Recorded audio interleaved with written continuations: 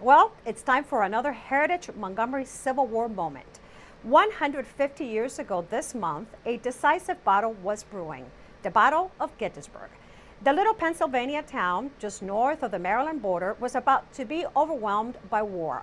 En route to this encounter, massive numbers of Union and Confederate soldiers once again passed through Montgomery County.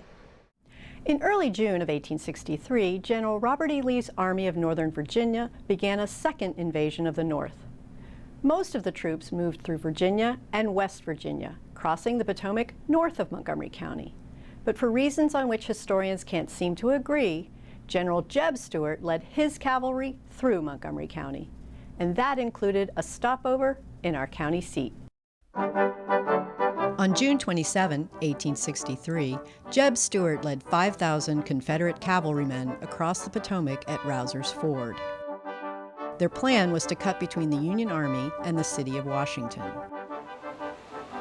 The rain-swollen river made crossing difficult, but by 3 a.m. the next morning, they made it without alerting federal troops. One day later, J.E.B. Stuart and his cavalry rode into Rockville to a boisterous reception. Southern sympathizers in town welcomed the raiders and cheered.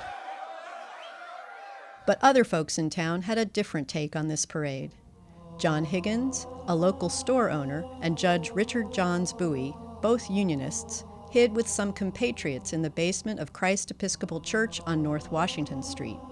They were hoping to elude capture by Stuart's men, who were searching the town, cutting telegraph lines, and stealing horses. Eventually, the men were discovered and taken into custody. They were held, along with other prominent Rockville Unionists, in the courthouse, which was only a block away. While in Rockville, Stuart stayed here, at the home of Charles Prettyman.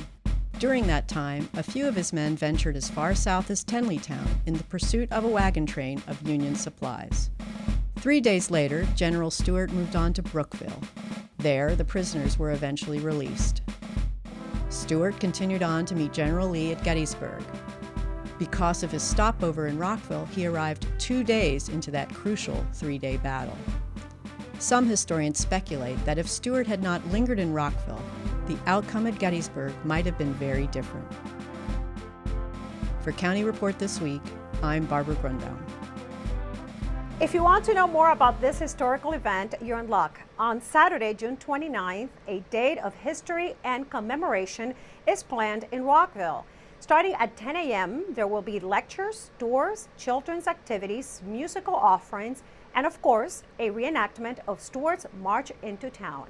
For more information on this and other Heritage Days offerings, visit heritagemontgomery.org.